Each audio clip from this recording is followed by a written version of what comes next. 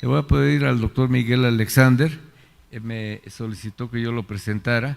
Es un joven, talentoso investigador ya integrado en la unidad de bioquímica, en donde pues orgullosamente la unidad de bioquímica, que ya tiene tradición en diferentes enfermedades metabólicas, y cada uno de los de las y los investigadores han contribuido al conocimiento y con Miguel pues tuvimos la experiencia de que se integró como estudiante de doctorado en el 16, después en el 2020 se tituló como doctor en ciencias con 10 publicaciones, 8 como primer autor, y actualmente pues ya es investigador de la unidad y investigador nacional nivel 1. Adelante, Miguel. Bueno, pues primero muchas gracias por la oportunidad de presentar. Quiero aclarar esto que voy a presentar el día de hoy. Agradezco mucho la gran introducción que tenemos respecto a lo que voy a presentar. Es mucho de lo descriptivo. Como usted mencionaba, doctora Graciela, el análisis puede ser muy complicado, el doctor Cruz igual lo comenta. Sin embargo, hacemos nuestro mejor para poder encontrar links, maneras de explicar interrelación entre la parte metabólica, la cuestión de microbiota y básicamente encaminado a la parte de los genes. Entonces, les decía, estos resultados o la presentación va encaminada a describir principalmente resultados de mi proyecto de tesis de doctorado. Primero, ¿por qué la presentación está encaminada a hablar de la microbiota, cómo se relaciona con amilasa sérica, y principalmente hablar del riesgo que presenta o cómo puede asociarse con obesidad. ¿Por qué hablar de obesidad? Bien, México es uno de los primeros lugares a nivel mundial con prevalencia de obesidad. Hablamos que en niños de 5 a 11 años ya presentamos alrededor, de 3 niños de 5 a 11, uno de ellos ya presenta sobrepeso y obesidad. Estoy presentando resultados de ENSANUD 2021. Cuando hablamos de adultos de más de 20 años, se describe que de 3 adultos, 2 adultos ya presentan sobrepeso y obesidad. Uno de los principales factores de riesgo de la obesidad es que tener obesidad es principal factor de riesgo a desarrollar diabetes tipo 2. En este sentido, la Federación Internacional de Diabetes en el 2021 categoriza o toma en cuenta a México como el primer lugar a nivel Norteamérica con prevalencia de diabetes. Bien, ¿cuáles son los factores de riesgo que principalmente se asocian a obesidad o a un problema metabólico? Básicamente nos referimos a la cuestión de dieta, actividad física, pero también hacemos hincapié o referenciamos a marcadores genéticos que en general pueden tener una interacción o intervenir en cuanto a microbiota intestinal. Entonces, ahora, ¿por qué hablar de factores genéticos? O dentro de los factores genéticos, yo voy a hablar básicamente de la variación del número de copias del gen de amilasa salival. Esto porque alrededor del 2014, un grupo de investigadores europeos evidenciaron en una cohorte, en un grupo de individuos de Reino Unido, que cuando aumentaba el número de copias del gen de amilasa salival, disminuía el índice de masa corporal. Este resultado se replicó también en un grupo de individuos de Francia. Durante el 2015 y el 2016, diferentes grupos de investigación alrededor del mundo buscaron replicar estas asociaciones. En algunos estudios se logró replicar y en otros no. En el 2015, el grupo del doctor Cruz analizó aproximadamente 600 niños, 300 niños de peso normal, que en la gráfica que está representada acá, los niños de peso normal se pueden ver en las barras oscuras y los niños con peso normal en las barras blancas. Y lo que se hizo fue determinar en estos niños el número de copias del gen de la amilasa. Entonces, en el análisis de asociación, lo que se vio fue que conforme aumentan las copias del gen de amilasa, disminuye el riesgo de presentar obesidad. Veamos las copias, en la figura se representa la frecuencia del número de copias. Vean, los niños que tienen peso normal, que son, repito, las barras oscuras, tienen desde 2 hasta 16 copias. Y los niños con obesidad tienen hasta 10 copias. Entonces, con estos resultados, se continúa haciendo el estudio de los genes, del número de copias del gen de amilasa. Se prueba que, o bueno, se evidencia en México por primera vez que el aumento de las copias de este gen se asocia con la disminución del riesgo de obesidad. Pero, ¿qué interés tienen las copias de un gen o por qué analizarlas? Voy a tratar de explicarlo con este diagrama. Hablamos de número de copias en un genoma, básicamente de proteínas que son funcionales. En este caso son enzimas funcionales de alta demanda. La amilasa es una enzima que principalmente su función es hidrolizar, es digerir almidones. Entonces, debido a que la dieta del ser humano se basa principalmente en almidones, entonces tenemos mucha demanda de la enzima. Entonces, hablando, o para poder explicarlo, quiero que ubiquemos la figura de hasta arriba, donde tenemos marcado en amarillo. Pensemos que eso es nuestro gen de referencia, una secuencia de referencia. Veamos que cuando existe una copia de un gen o de una secuencia, va a haber una producción de una enzima base, una producción básica. Cuando ese gen o esa secuencia se llega a deletar, es posible que la proteína no se sintetice, la enzima no se vaya a sintetizar. Cuando el gen se duplique o la secuencia se vaya a duplicar, es posible que exista una duplicación también de la proteína o la enzima, y lo mismo cuando existe una duplicación múltiple. La cuestión también de tener en cuenta es que cuando existe un cambio en la posición del gen o de la secuencia, es posible que se vaya a sintetizar la proteína o la enzima, pero que ésta presente algún problema estructural que no permita que se lleve a cabo su función correctamente. Entonces, ¿qué es la amilasa? Básicamente, la amilasa es una enzima que principalmente lo que hace es digerir los almidones, el almidón, principalmente para producir, el almidón es una cadena larga de unidades de glucosa. Entonces, el interés o la función de la amilasa es hacer cada vez unidades menores de esa cadena grande que es el almidón de glucosas para, en un momento dado, en el intestino delgado, la glucosa sea absorbida y sea llevada por la sangre a los tejidos o a los órganos a donde sea necesitada. Hablamos principalmente de dos tipos de amilasa, que es la amilasa salival, que se secreta a nivel bucal, y la amilasa pancreática. Entonces, en el 2015, se evidenció por primera vez que en México las copias del gen sí se asocian con la obesidad. Y ahora, en mi proyecto de doctorado, desde el 2016 con el doctor Cruz, principalmente nos abocamos a describir si las copias también se asociaban con la actividad de las enzimas. Entonces, en estas figuras quiero nada más mencionar que la idea que se tenía efectivamente se prueba en niños mexicanos con peso normal y con obesidad. Cuando aumentan las copias del gen, aumenta también la actividad enzimática en este caso hablamos de amilasa salival. Cuando analizamos amilasa pancreática es el mismo caso. En los dos grupos, peso normal y obesidad, aumenta la actividad de la enzima cuando aumentan las copias. Ahora, la cuestión sería preguntarse, ¿la actividad de las enzimas se asocia con la obesidad? En la figura del lado izquierdo podemos ver cómo se encuentra la actividad enzimática de amilasa salival y pancreática en niños de peso normal, en las barras oscuras, y con obesidad en las barras grises. Vemos, en amilasa salival ligeramente se disminuye la actividad en los niños con obesidad cuando se comparan con peso normal, y lo mismo sucede con amilasa pancreática. La diferencia se nota muy mínima, pero cuando nosotros analizamos grupos de baja actividad, media y alta, me refiero a baja actividad de amilasa salival y baja actividad de amilasa pancreática, se puede ver, cuando hacemos la comparación de la frecuencia de obesidad, se puede ver ya más marcada la diferencia. Vean, el grupo de media actividad tiene menor frecuencia de niños con obesidad que el grupo de baja actividad. Cuando comparamos la alta actividad contra la media, incluso la frecuencia de obesidad se llega a disminuir a un poco más.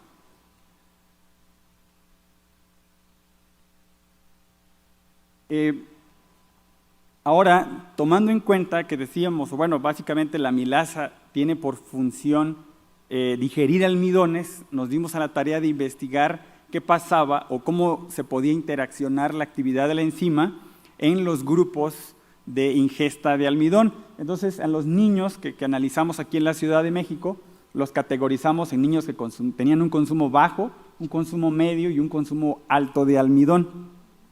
Y en las barras nosotros presentamos igual a los mismos grupos de baja, media y alta actividad de ambas enzimas. Y vean, lo que pudimos notar es que los niños que tienen un bajo consumo de almidón, la actividad no hace una diferencia en cuanto a la frecuencia de obesidad, pero sí hay diferencia o sí hay un efecto con los niños que tienen un consumo medio y un consumo alto de almidón. Vemos que la alta actividad de ambas enzimas disminuye significativamente la frecuencia de la obesidad. Entonces, con esto, nosotros nos planteamos una posible hipótesis pensando que los niños que tienen un bajo número de copias van a tener una baja actividad de amilasa salival y pancreática y esto les va a propiciar un riesgo de presentar obesidad y este riesgo de obesidad se puede incrementar cuando presentamos una media o alta ingesta de almidón. Entonces, ¿cómo podríamos explicar esto? Bueno, esto es lo que nosotros nos planteamos y describimos que es posible que los niños que tengan una alta actividad de las enzimas pueden tener una digestión más eficiente de los almidones respecto a los niños que tienen una baja actividad. Los niños que tengan una baja actividad es posible que no digieran por completo los almidones y exista presencia de oligosacáridos o restos de almidones a nivel de colon y estos almidones oligosacáridos vayan a favorecer el crecimiento de unas bacterias en específico. Y como lo mencionaban hace un momento, dependiendo del tipo de bacterias que puedan haber en mayor o menor medida, puede haber la secreción o producción de metabolitos que pueden relacionarse o no con el desarrollo de la obesidad. Entonces, para responder estas preguntas o esta posible hipótesis, empezamos a analizar microbiota intestinal, secuenciamos el 16S bacteriano de aproximadamente 300 niños y en una primera publicación lo que describimos fue cuáles eran las variables clínicas que se analizaban en estos niños que se asociaban a la obesidad y encontramos que básicamente se asoció la obesidad y la concentración sérica de insulina. En las figuras nada más represento o la intención de las figuras es básicamente ver cómo la microbiota se diferencia en los niños con peso normal cuando se comparan con los niños con obesidad e incluso cuando hay alta o baja concentración de insulina en suero. Ahora sí pasamos a la parte de la asociación de la amilasa. Ya vimos que efectivamente hay una asociación de la obesidad con la microbiota. Entonces lo que hicimos fue categorizar el análisis. Separamos a los niños con peso normal y a los niños con obesidad y vimos cómo estaba la asociación de amilasa salival y pancreática en ambos grupos. Buscamos, si recuerdan en las diapositivas anteriores, hacíamos análisis por grupos porque se veía más, era más evidente la asociación con la obesidad y entonces encontramos que principalmente o solamente la amilasa pancreática en el grupo de terciles, es decir, baja, media y alta actividad de amilasa pancreática, se asoció con la microbiota. De nuevo, las figuras son principalmente para poder ver que sí, efectivamente los grupos de actividad hacen un patrón diferente de microbiota. Algo importante que mencionaba la doctora Graciela era respecto a la diversidad. Hay muchas publicaciones que hablan de que o evidencian o señalan que la diversidad bacteriana, cuanto más alta, se relaciona con un perfil saludable en un paciente o en un individuo. Aquí nosotros no vimos una tendencia de la amilasa en los niños con peso normal, sin embargo, en los niños con obesidad vemos que la alta actividad mejora o aumenta la diversidad bacteriana. Esto podría ser como algo benéfico en cuanto a la parte de salud de microbiota. ¿Cuáles fueron los géneros bacterianos que se asociaron con la amilasa pancreática? Fueron estos que están descritos aquí. Esto es un análisis de correlación simple, pero me quiero enfocar básicamente a la familia de Rominococos. ¿Por qué? Porque hace un par de años, o el año pasado, revisé este artículo en el cual ya hacen un tipo, el doctor Cruz mencionaba al principio del seminario, que ha sido bien difícil llevar a cabo los estudios de microbiota, sobre todo por el tipo de análisis y la cuestión técnica respecto al hacer la secuenciación y ver la parte que tiene que ver con los genes y cómo analizarla. Entonces, en este artículo es uno de los primeros y más importantes que hacen como tipos de asociación, como que hacemos algo más generalizado tomando muchos más datos. Y vean, en este estudio se analizaron más de, casi 2,000 individuos en cuanto a microbiota. Y el artículo era encaminado a asociar bacterias a los factores de riesgo de diabetes tipo 2. Y miren, las bacterias que se relacionan con el género de Ruminococcus principalmente disminuyen el riesgo de presentar resistencia a la insulina. Entonces, me aboqué a básicamente mencionar este género bacteriano porque igual se ha asociado, lo mencionaban igual hace un momento, que estas bacterias se asocian con la producción de ácidos grasos de cadena corta, principalmente butirato es el que más se ha estudiado o existen evidencias, y hablar un poquito de sus funciones. El butirato o los ácidos grasos de cadena corta favorecen que exista una mejor señalización en la parte de regulación del apetito, la ingesta. En el hígado y en los músculos se promueve la oxidación de los ácidos grasos, promueve el mejor funcionamiento del páncreas en cuanto a secreción de insulina, y a nivel de tejido adiposo se promueve que exista la buena secreción de leptina, que disminuya la lipólisis y la acumulación de ácidos grasos. ¿Cuáles fueron los géneros asociados a amilasa pancreática? Ahora voy a hablar del grupo con obesidad. Solamente encontramos asociado a este género bacteriano, que podría ser un poquito, podríamos llamarlo contraproducente o tener un poquito de controversia debido a que se ha escuchado que Lactobacillus es un género benéfico para el organismo, para la salud. Básicamente la gráfica representa nada más la tendencia de la asociación, porque lo menciono como importante porque cuando hicimos el análisis de asociación del género con la parte clínica o bioquímica de los niños, encontramos que cuando aumentaba los niveles de colesterol total y el colesterol LDL, que es el colesterol conocido como colesterol malo, aumentaba también la abundancia relativa de este género bacteriano. ¿Y por qué? Les decía, esta parte pues, suena de interés debido a que aumentan el colesterol y aumenta esta bacteria.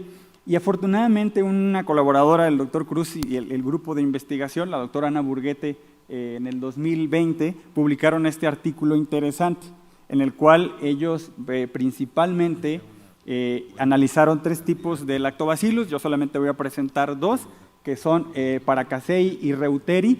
Vean, efectivamente, aunque sean de un mismo género, las especies se pueden presentar o desarrollar de manera diferente en cuanto al peso. Solamente viendo el peso, vean, Paracasei, la Lactobacillus paracasei es altamente frecuente en los niños con peso normal, en los niños con obesidad tienen muy poquita de esta bacteria, contrario a lo que es Lactobacillus reuteri, que aumenta muchísimo en los niños con obesidad y disminuye su abundancia relativa en los niños que tienen peso normal.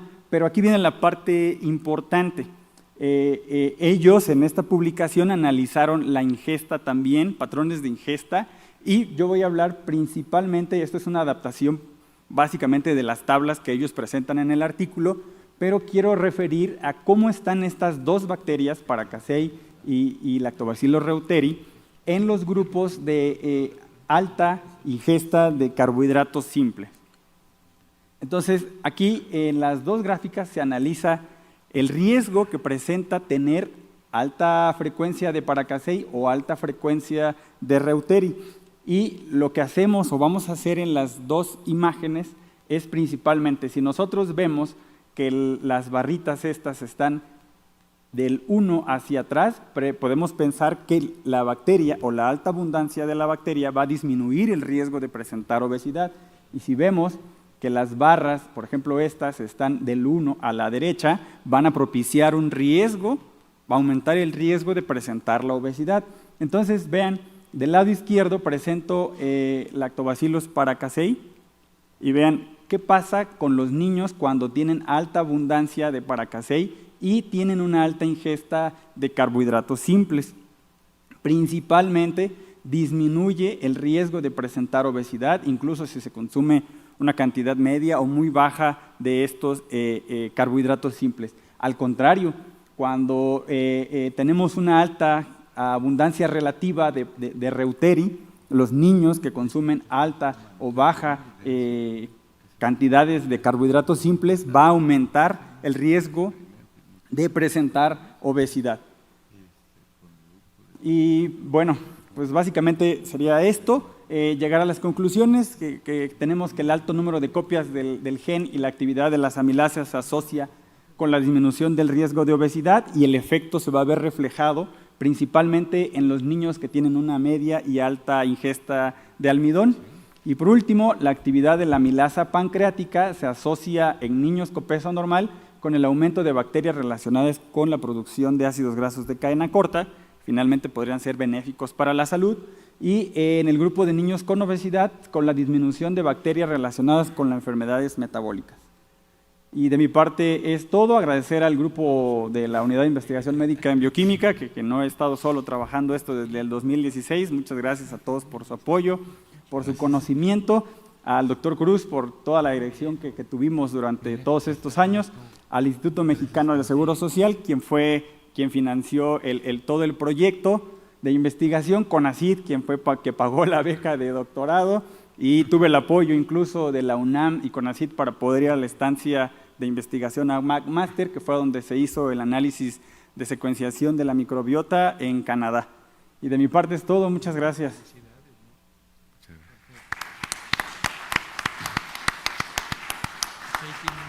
Muchas gracias, doctor Miguel.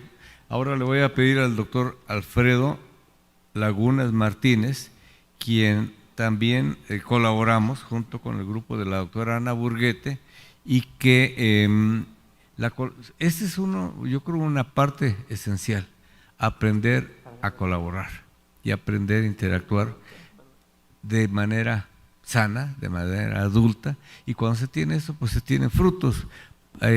Orgullosamente el doctor graduó hace poco a una doctora también talentosa que ahora está haciendo el postdoctorado en Estados Unidos, y que siempre hay que tener la visión, si no tengo todos los recursos, ¿cómo puedo aliarme? Atinadamente el doctor Carrillo decía, bueno, vemos la parte clínica, pero luego nosotros vemos la parte biomédica y vemos la parte básica, y todo ese conocimiento, si se queda de manera aislada, que ese es desafortunadamente mucho de lo que pasa, pues cada quien se queda en su trono y en su pequeña isla, y tenemos que fusionarnos como un solo pensamiento enfocado hacia el paciente.